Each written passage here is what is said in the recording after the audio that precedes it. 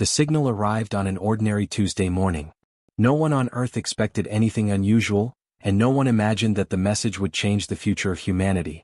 In a quiet laboratory inside the International Deep Space Observatory, a young scientist named Dr. Elena Ward stared at her screen, confused. It was a repeating pattern of tones, too perfect, too controlled, too mathematical to be natural. She called her team. Soon, scientists from different countries gathered around the monitors, whispering in disbelief. Humanity had waited for first contact for centuries, and now it was finally happening. For 2 days the signal repeated without pause. Every hour, millions of people around the world tuned into the news to hear updates. Most believed it was peaceful.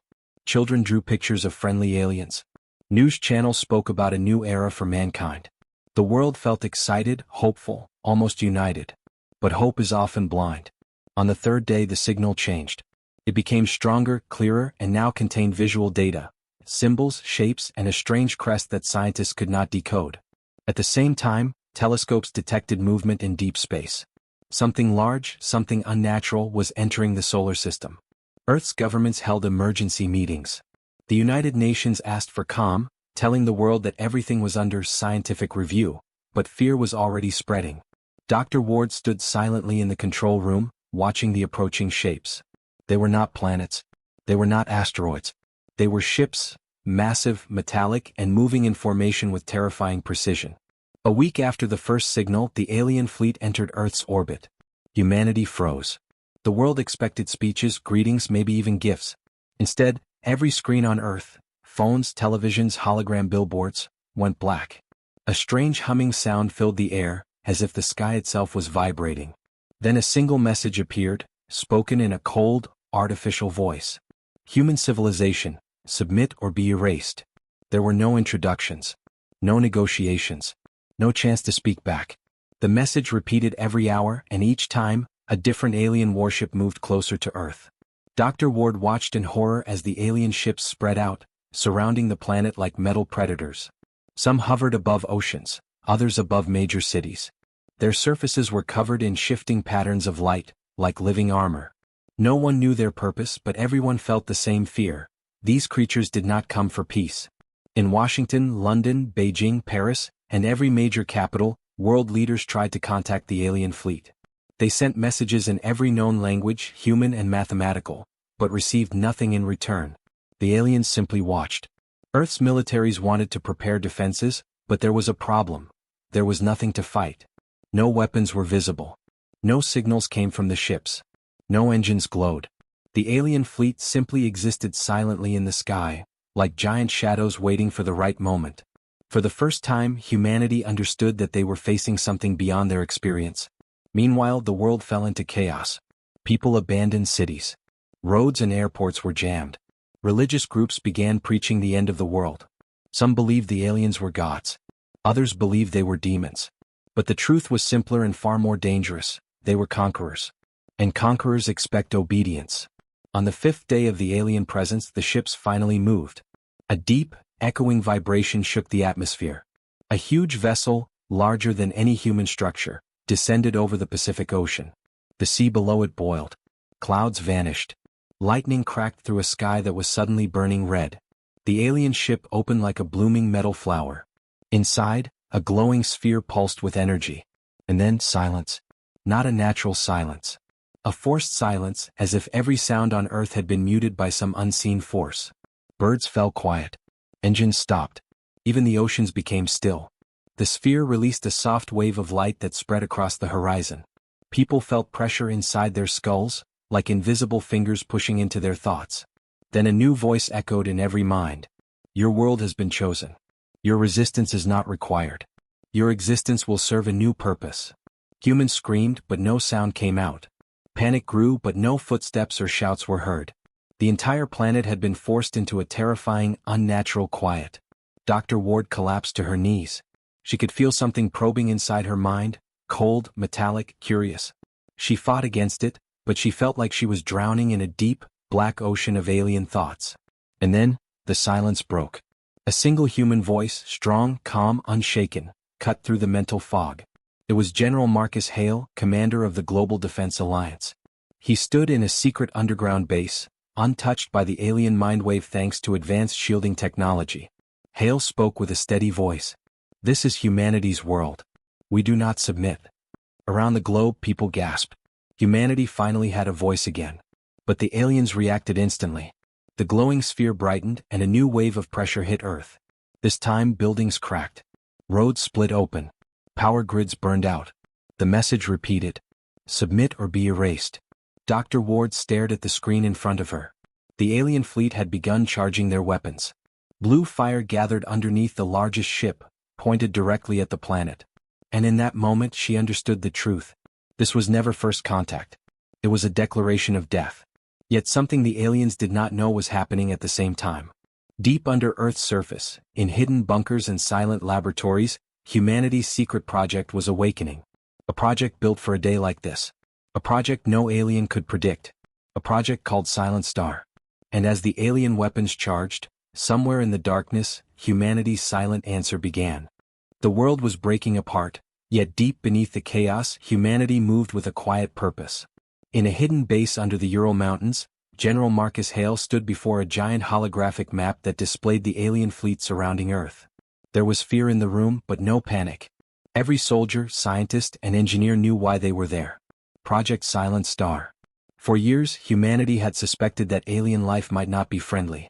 Every major nation had invested in a secret united program to build weapons not for war on Earth, but for war from the stars. Silent Star was the result of that fear, and that hope. General Hale looked at his team. Today, he said calmly, is not the day humanity dies. Today is the day humanity stands as one. His voice echoed through the underground command center. Screens flickered to life. Satellite feeds stabilized. Communication lines locked in. Across the planet, hidden bunkers activated. Humanity was waking up. Above the ground, on the surface, the world was in panic. Cities were shaking from the alien energy waves. The sky was filled with silent lightning and strange lights. People prayed, cried, or ran without knowing where they were going. But something strange began to happen. Across the entire planet, every government broadcast the same message at the same time. Stay calm. Stay safe. Humanity is united. Defense activation has begun. For the first time in human history, every nation, every leader, every army spoke with one voice. In New York, emergency workers guided families to underground shelters. In Tokyo, soldiers stood shoulder to shoulder with civilians, moving people away from danger zones. In Karachi, doctors prepared emergency facilities. In Paris, firefighters kept streets clear for evacuation convoys. In Nairobi, engineers brought old communication towers back online. In Rio, volunteers handed out food and water to thousands. The world was scared, but it was not broken. Meanwhile, deep under the Ural Mountains, Dr. Elena Ward entered the Silent Star control chamber. She had been called by General Hale himself. The room held a huge circular device, glowing faintly with blue energy. It looked ancient, but it was humanity's most advanced creation. Dr. Ward, General Hale said, the aliens gave us their first attack. Now we respond. Elena stared at the device. She knew every detail of Silent Star. She had helped design part of it. But the truth still amazed her. Silent Star was not a weapon. Not exactly. It was a network of 7 machines hidden across the solar system. On the Moon, Mars, Europa, Titan, an asteroid in the Kuiper Belt, and 2 secret Earth locations. They were designed to remain completely invisible until activated. Each machine used experimental quantum energy to create a silent field that could disrupt and copy foreign technology. And today the foreign technology belonged to the Vorakai. Elena tapped her screen. Sensors showed alien ships charging weapons. Earth had minutes before the first strike. Activate Silent Star Phase 1, she whispered. Far above Earth, in the cold vacuum of space, the first Silent Star machine came to life. It had been hidden inside a crater on the Moon for decades. To the aliens it looked like a rock. To humans it was a ghost. The machine opened like a metallic flower. A pulse of invisible energy spread out. The alien ships did not notice. They had no idea their entire fleet had just been scanned, copied, and analyzed in seconds. Their shields, their engines, their weapons, their communication lines. Silent Star read everything. Back in the command center, Elena's screen flashed. Data extraction complete. Phase 1 successful. General Hale exhaled.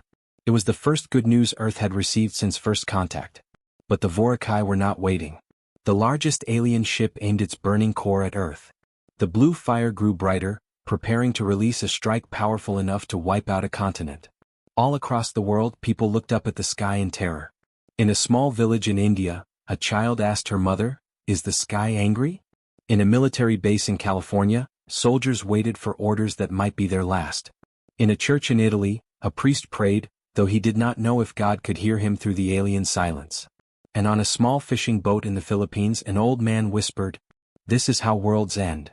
But inside the Ural Mountains, General Hale stood firm. "Begin Phase 2, he ordered. Silent Star Phase 2 was different. The machines would now release a second field, one that targeted alien power systems.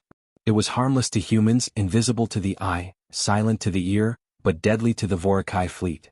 Elena hesitated. "If this works," she said softly, "we weaken them." General Hale nodded. "If it fails?" Elena swallowed. "Then Earth will be gone in minutes." There was no more time to wait. "Begin," Hale commanded. The Silent Star machines activated again.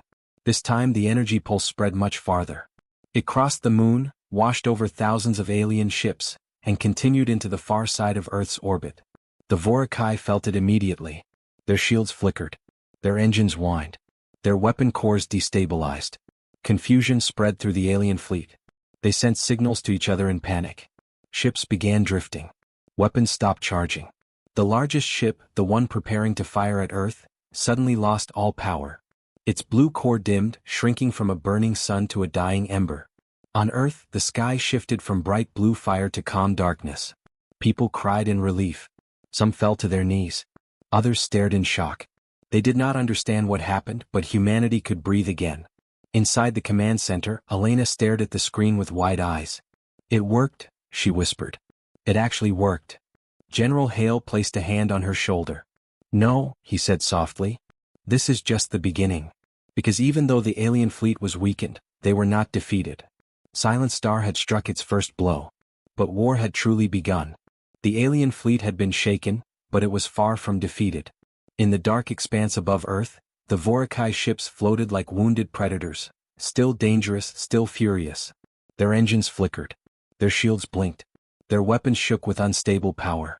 Inside the flagship, the Vorakai High Commander Korvac stood on a platform of living metal. His 4 glowing eyes stared at the collapsing energy cores with cold anger.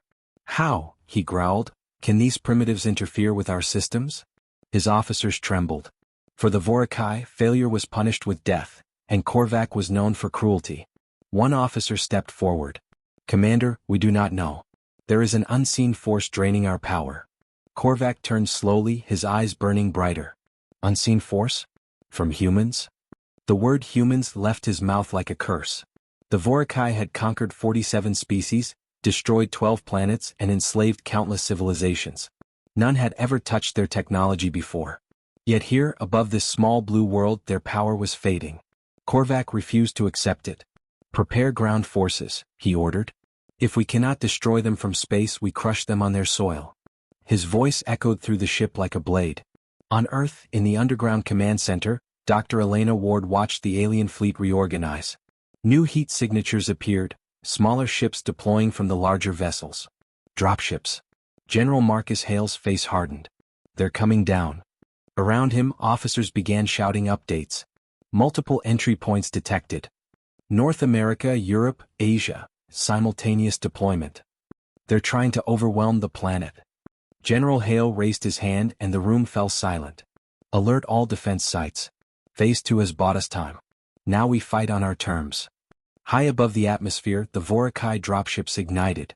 Trails of red fire streaked across the sky as hundreds of metallic pods plunged toward Earth. Each drop pod carried warriors bred for combat, tall, armored creatures with reinforced bones and razor-sharp limbs. Their orders were simple. Crush resistance. Capture survivors. Prepare Earth for harvesting.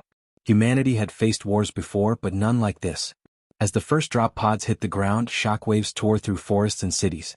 Roads cracked. Buildings shook. People ran in terror. In northern China, farmers saw fiery streaks in the sky and thought meteors were falling, until the pods opened. Alien soldiers stepped out, their armor gleaming with red energy. Their claws clicked against the earth. Their voices screeched through the air, high and sharp like breaking metal. The invasion had begun. But humanity was not alone. At the moment the first pod landed, elite response teams, trained for alien contact, were already in motion. Using data gathered from Silent Star, they adapted quickly. In Europe, a team of soldiers intercepted a Vorakai squad near Berlin. The aliens charged, expecting an easy kill. But the humans fought with precision, using new EMP rifles designed for disrupting alien armor. A blast of blue energy hit the first alien soldier. Its armor short-circuited. Its body convulsed. It fell, twitching, unable to stand. The Vorakai recoiled. Humans were not supposed to know their weaknesses. But they did. In Africa, a group of African Union peacekeepers used drones to track a Vorakai patrol. They moved through the savannah using the terrain to their advantage. When the aliens approached, the troops detonated explosives buried under the soil, collapsing the ground beneath the invaders. In South America, resistance fighters ambushed a dropship landing zone. They had no advanced weapons, only courage and knowledge of the jungle. Yet they destroyed 2 pods before being forced to retreat. Around the world, humanity fought back. Not perfectly. Not without loss. But with heart. And that was something the Vorakai had never faced before. Meanwhile, at the Ural base, Elena monitored the alien ship readings. She noticed something unusual. Their power levels, she said, pointing at the screen, they're stabilizing again. They're adapting. General Hale frowned. How long until they recover fully? Elena hesitated. At most, an hour. Maybe less. Hale knew what that meant. If the alien fleet regained full power, they could wipe out whole continents. Prepare Silent Star Phase 3, he ordered. But do not activate until I give the signal. Elena nodded, though worry filled her eyes.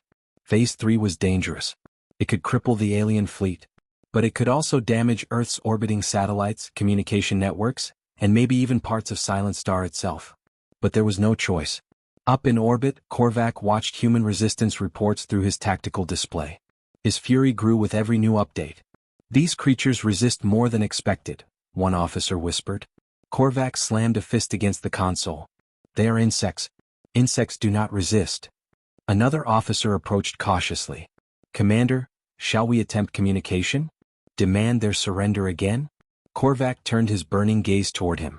Humans had their chance. Now they will learn despair. He raised his arm. Deploy the Scourge. A chilling silence followed. Every Vorakai officer stiffened. The Scourge was not an army, it was a weaponized swarm. Living machines that devoured energy, metal, and flesh alike. No species had survived it. In the command center on Earth, alarms blared. Elena's screen flashed red. General, something is launching from the flagship. Hundreds, no, thousands of objects. General Hale stared at the data. His expression darkened. The Scourge, he said quietly. They're releasing it. Elena swallowed hard. You know what that is? Yes. And if it reaches the surface? He didn't finish the sentence. He didn't have to. The Scourge would consume everything. Military bases, cities, forests, oceans. The planet itself could die. Humanity's situation had gone from desperate to catastrophic. General Hale stepped forward. Prepare Phase 3 now, he ordered. This is our last chance to slow them down. Elena's hands trembled as she entered the activation codes. Silent Star hummed deep beneath the Earth. Above the planet, the Scourge swarm began glowing with red light, spreading like a storm of burning insects. The Vorakai had truly begun the war. And humanity had moments left to stop extinction. The Scourge spread through space like a living storm, thousands of glowing points drifting toward Earth. Each point moved with a strange rhythm, like insects following an unseen signal. They pulsed with red light, eating the surrounding energy as they moved.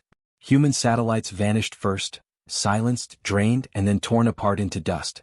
Inside the Ural Command Center, the screens turned gray one by one as entire communication networks fell silent. Officers scrambled to reroute data. Engineers rushed to secure underground systems before the Scourge detected them. General Marcus Hale stood still in the middle of the chaos, his eyes locked on the main display. We're out of time, he said quietly. Dr. Elena Ward looked up from her console. She saw the fear behind his calm voice and it made her skin crawl. The Scourge will reach the upper atmosphere in 12 minutes, she said. Once it touches oxygen. Earth is finished. General Hale nodded slowly. Activate Silent Star. Phase 3. The room fell silent. Those were words no one had ever expected to hear. High above Earth, hidden inside the shadows of the moon's craters, the first Silent Star machine woke completely. Its metallic petals opened wide, revealing a glowing sphere at its center.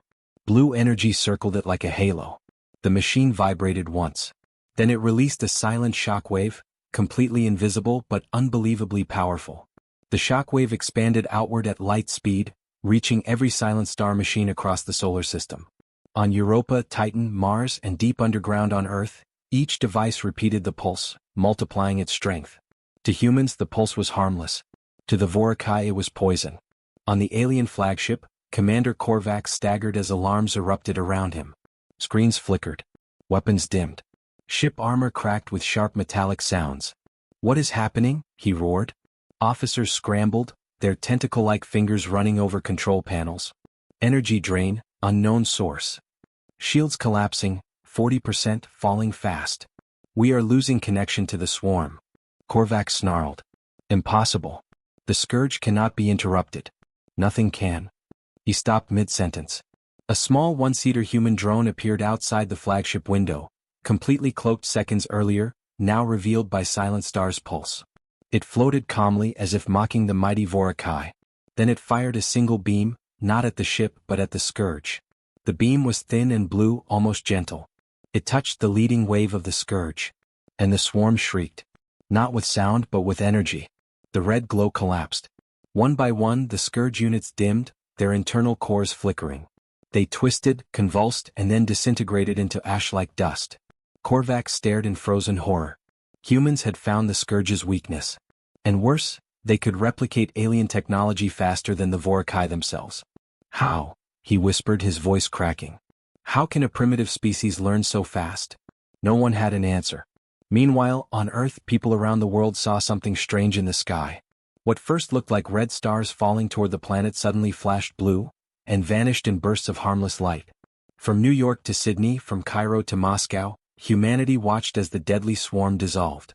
For the first time since first contact, hope returned. In Brazil, a firefighter shouted, "They're disappearing." In Japan, crowds began cheering in the streets. In South Africa, children stared at the sky, amazed as the fiery dots vanished. Humanity wasn't helpless after all. Back in the command center, Elena was shaking, not from fear but from awe. "It worked," she whispered. Silent Star Phase 3 actually worked. General Hale didn't smile. He never did during battle. "Report." "Alien swarm destroyed," Elena said. "Their fleet is weakening again. Drastically." She pointed to the readings. "Their power levels are dropping faster than before. They're trying to compensate, but Silent Star has locked onto their energy signatures. We're draining them and jamming them at the same time." Hale nodded. "Good. Now prepare Phase 4. Elena froze. "Phase 4? General, that's risky." He looked at her directly. "So is Extinction." She couldn't argue with that. Above Earth, Silent Star's power continued to grow. Each hidden machine amplified the next, strengthening the silent field around the planet. The alien fleet found themselves trapped inside a technological cage, unable to recharge, unable to communicate properly, unable to predict the next pulse. The Vorakai had advanced technology, but humans had something far more dangerous: adaptability. The aliens learned slowly, relying on centuries-old traditions and rigid systems. Humans learned fast, changed strategies, broke rules, and used every new piece of knowledge immediately. Silent Star was the result of that mindset, and it terrified the Vorakai. Commander Korvac slammed his fist onto the console again. The metal dented beneath his strength. "Jam their energy field," he ordered. "Impossible, Commander. Target their machines. We cannot locate them. Fire blind. Our weapons are offline." Korvac's 4 glowing eyes dimmed with rage. He had invaded dozens of planets. He had crushed species far more advanced than humans. He had never encountered a situation he couldn't dominate. Until now. "Commander," an officer whispered, voice trembling, "if humans keep this up, our fleet will be useless within hours." "And the ground forces?" Korvac asked. "Trapped. Their communication is broken. They are fighting blind." Korvac felt something he had not felt in centuries: fear. On Earth's surface, the ground invasion began to falter. Vorakai soldiers who once marched with perfect coordination now stumbled, confused by the sudden loss of their command network.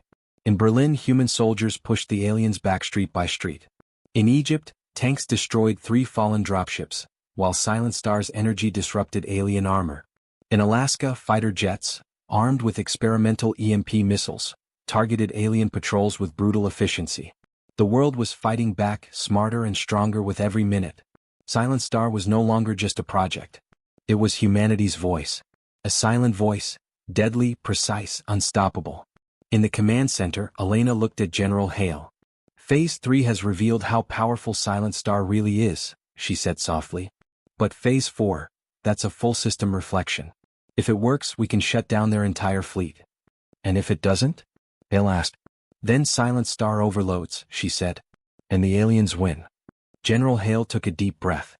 We don't have a choice. He turned toward the battlefield hologram. Prepare for Phase 4. Humanity must strike now, or never.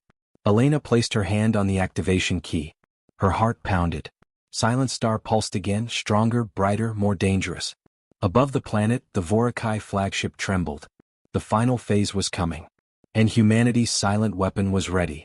The Vorakai fleet drifted in chaos above Earth. Their once perfect formation was broken. Their shields were weak, their weapons unstable, and their communication network shattered into static. Silent Star had stripped them of their advantage. Now it was humanity's turn. Deep inside the underground command center, General Marcus Hale stood before a glowing screen filled with alien ship signatures flickering like dying stars. Status? He asked. Dr. Elena Ward's fingers moved quickly over her console. Silent Star Phase 3 is still active. Their power is down to 15%. Their long-range sensors are blind. Their short-range systems are unstable. Hale nodded slowly. That's enough. Elena looked up. Enough? For what? For us to attack, he said. A quiet signal. General Hale pressed a button on the command console. A quiet, coded message pulsed across deep space channels, so faint no alien sensor could ever notice it. To humans, however, it was a war cry. Across the solar system, hidden human ships awakened. They were not part of any official military. They belonged to Project Silent Star, secret vessels built with stolen alien designs and experimental technology. Sleek, silent, and nearly invisible, they had been waiting for this moment for years. They had names like Phantom 1, Ghost Lance, Whisper Blade, Black Horizon, Silent Dawn. For the first time since humanity began building them, these ships uncloaked. Black hulls glimmered under alien starlight. Their engines hummed without sound. Their weapons charged with blue energy. In total there were only 12. 12 ships against thousands of alien war vessels. But today numbers did not matter. Silent Star had changed the rules. The first strike. Commander Aya Sinclair, captain of Phantom 1, sat calmly in her cockpit. Her dark eyes scanned the alien fleet ahead. They're blind, she muttered. Just how we planned.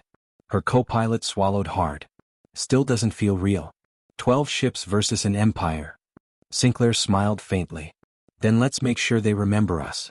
She pressed the control on her console. Phantom Squadron, she said, her voice steady, begin attack run. The 12 human vessels vanished from sight, cloaking fields activating instantly. They drifted like shadows through the crippled alien fleet. Alien sensors detected nothing. Alien eyes saw nothing. Alien minds felt nothing. Then a single blue beam flashed through space. It pierced the hull of a Vorakai destroyer. For 1 second the ship froze, confused, powerless. Then it exploded into a silent ball of fire. The Vorakai fleet reeled in shock. Commands screamed across the alien network. Unknown attack. From where? Shields failing. We're blind. But no human ship was visible. Not one. Silent death. Phantom Squadron struck again. And again. A cruiser shattered like glass. A battleship's engines melted from the inside. A command vessel spun out of control, its systems dead. Each kill was swift. Precise. Wordless. Humanity didn't taunt, scream, or roar. Humanity stayed silent. The Vorakai were beginning to understand that silence was more terrifying than noise. Inside the alien flagship, Commander Korvac slammed his claws against the tactical display. How do they move unseen? No one answered. His officers watched helplessly as more red dots, representing alien ships, blinked out. Find them. Korvac roared. Find the humans. But every scan failed. The humans were ghosts in the void. Earth fights back. While Phantom Squadron attacked in space, humans on the ground launched their own counterstrikes. In Germany, European defense forces used EMP artillery to break apart alien infantry lines. In Indonesia, special forces ambushed a Vorakai patrol and captured alien weapon cores for study. In the United States, experimental aircraft equipped with Silent Star-modified engines performed aerial maneuvers impossible for alien fighters to track. In Egypt, local resistance fighters used stolen alien energy charges to destroy a damaged dropship. The aliens who once thought humanity was weak now found themselves hunted. They moved in groups, not patrols. They avoided open areas. They hesitated before attacking. Fear had begun to take root. Back in the command center, Elena watched Phantom Squadron tear through alien vessels with mathematical precision. "This is unbelievable," she whispered. "We're defeating them without casualties." General Hale kept his eyes on the screen. "They never expected us to learn so fast. That's their first mistake." "And the second?"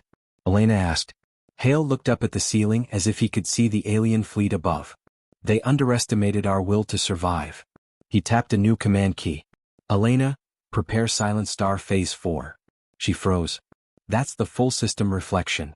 Once we activate it, we can't stop it." Hale nodded. "And when it activates, the Vorakai fleet will lose everything: shields, weapons, engines, even power to breathe." Elena looked at him. "And humanity?"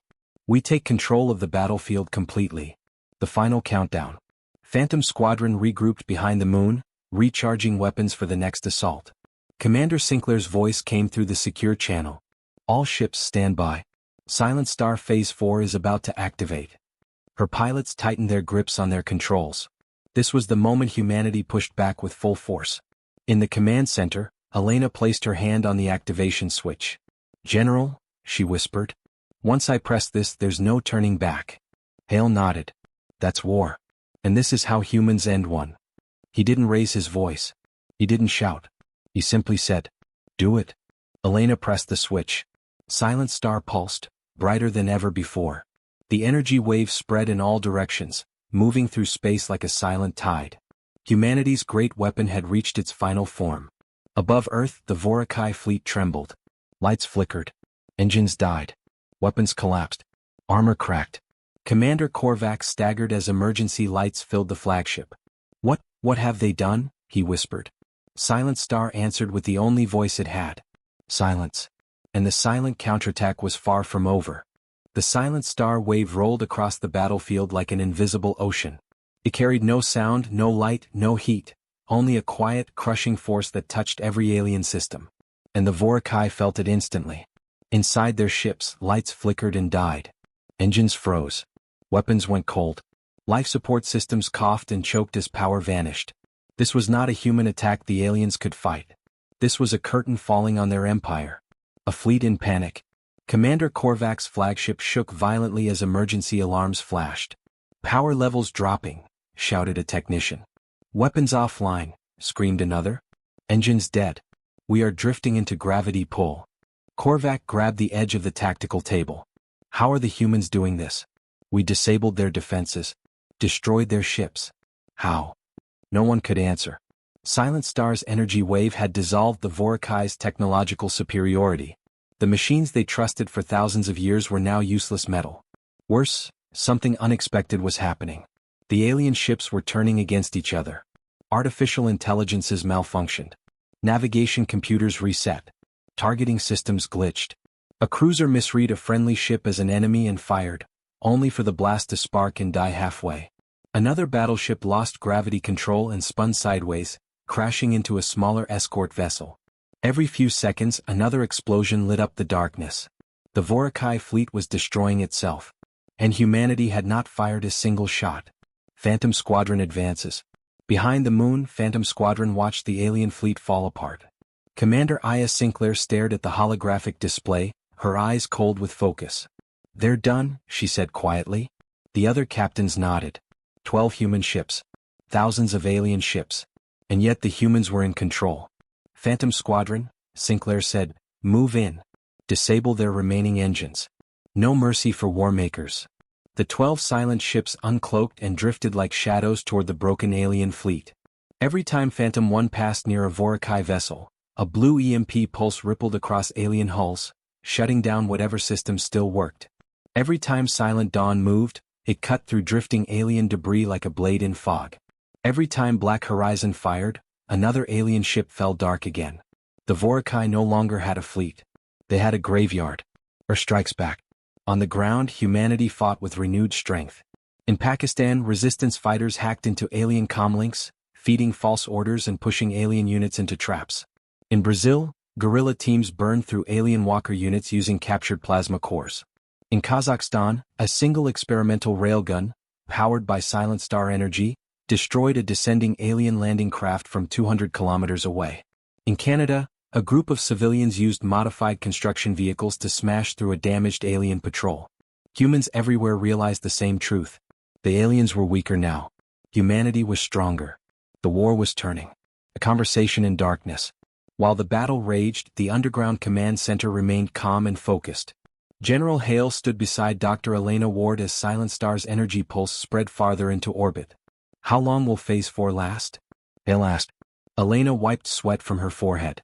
Hours. Maybe a full day. After that, their systems may recover, but not fully. So we must finish this now, Hale said. Elena nodded. Do we have orders for Phantom Squadron? She asked. Hale looked at the screen showing the dying alien fleet. Yes, he said. Tell them to capture the flagship. Elena blinked in surprise. Capture? Not destroy. Hale folded his arms. The Vorakai wanted to enslave us. Wanted to break us. Wanted to make us kneel. His voice hardened. But war ends only when the enemy understands the price of provoking humanity. Elena understood. This was not about revenge. This was about sending a message. A message that would echo across galaxies. Boarding the flagship. Commander Sinclair received the order with a steady nod. Understood. Phantom Squadron, prepare boarding teams. Within minutes, Phantom 1 hovered beside the powerless Vorakai flagship. Its massive alien hull drifted silently, lights dead, engines cold. Cutting entry point, an engineer announced. Blue sparks burst as a circular section of alien metal melted away. Human soldiers in black armored suits floated through the opening into an alien corridor filled with darkness. Their boots clicked softly against the floor. Their helmets glowed faintly with blue tactical lights. Every step echoed through the silent ship. Commander Sinclair led the way. Stay sharp, she said. Their soldiers may still be alive. A moment later they found them. Dozens of Vorakai warriors huddled in the dark, their weapons useless, their eyes glowing faintly with fear. When the humans approached, the aliens did not attack. They backed away. Slowly. Cautiously. One of them dropped his weapon. Another knelt. Others followed. Commander Sinclair stared at them. They're surrendering, she whispered. She never thought she would witness such a thing. Face to face, the human team reached the bridge. Inside, Commander Korvac stood alone, trying desperately to restart his dead systems. He turned when the humans entered. You, he growled. How did you defeat an empire? Commander Sinclair stepped forward. Not with strength, she said. Not with numbers. Her voice was calm, sharp like a blade. We defeated you because you believed we were weak. Korvac's eyes narrowed. We are Vorakai. We never lose. You already lost, Sinclair cut in. She pointed at the blacked-out screens, the dead controls, the floating sparks. This is what your war brought you. Korvac lowered his head. What will humans do to us? Sinclair looked at him without anger, without pride. You're going to stand trial, she said. And your empire will answer for every life it took. Korvac clenched his fists. So this is your revenge? No, Sinclair said softly. This is justice. Silent Star fades. Back on Earth, Elena watched Silent Star's energy pulse slow down. The wave is ending, she announced. Hale nodded. Good. It did its job. On the screens above, the alien fleet no longer moved. Human ships circled around them like guardians. The war was not over yet. But the worst was over. Humanity had survived. Humanity had risen. Humanity had turned silence into a weapon, and won. The sky over Earth was finally quiet. After days of terror, fire, and destruction, the stars above no longer held fear. Burning alien ships drifted like dying lanterns. Broken metal rained down in harmless pieces, burning into dust in the atmosphere. Humanity looked upward not with dread, but with victory. The prisoners, the captured Vorakai, including Commander Korvac, were held inside a reinforced underground facility. It was once a secret bunker. Now it had become the first interstellar prison in human history. The aliens sat silently, powerless without their technology. Their armor was dead. Their implants offline. their strength drained by Silent Star's lingering effects. Korvac sat alone in his cell when the door opened and Dr. Elena Ward entered with 2 guards. He glared at her. So, this is the human who defeated an empire with silence. Elena crossed her arms. Humanity did not defeat you with silence. You destroyed yourselves with arrogance. Korvac's jaw tightened. You killed millions of us. We defended our home, she replied. The choice to invade was yours. The extinction that followed was your own making. Korvac looked away, but he did not argue. He could not. Because he had seen the truth. An empire that believed it could not be challenged had been brought down by a species they once despised. A planet heals. Across Earth, people began rebuilding. In Japan, people cleared the streets and repaired schools. In Kenya, farmers shared food with soldiers returning home. In Mexico, children painted walls to cover the scars left by alien weapons. In Turkey, survivors lit lanterns for loved ones lost. Humans grieved. Humans cried. Humans rebuilt. And everywhere one message echoed. We survived. The global gathering. In Geneva, the surviving leaders of Earth's nations met in a large hall still smelling faintly of dust and smoke. Soldiers stood guard. Scientists sat in the front rows. Screens displayed images of the defeated alien fleet. General Marcus Hale and Dr. Elena Ward walked to the stage together. The hall fell silent. Hale spoke first. Humanity was attacked. Cities fell. Millions died. We faced an empire older, larger, and stronger than us. He paused. But we did not break. We did not surrender. We did not kneel. The room trembled with emotion. Elena stepped forward. We must now decide what to do with the Vorakai. Their empire will come looking for them. Their people will want revenge. If we act with anger, we may start a war that never ends. A representative from India raised a hand.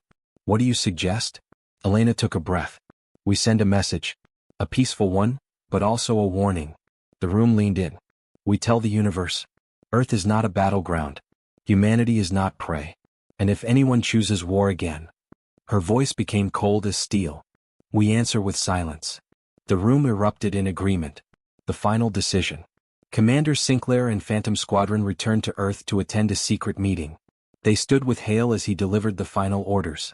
We are sending the Vorakai home, Hale said. Everyone looked shocked. Sending them home? Sinclair asked. After what they did? Hale nodded. Yes. We let them return to their people with their ships powerless and memories of defeat still fresh. Sinclair frowned. Why? Why give them mercy? Hale looked at her calmly. Because mercy is also a weapon.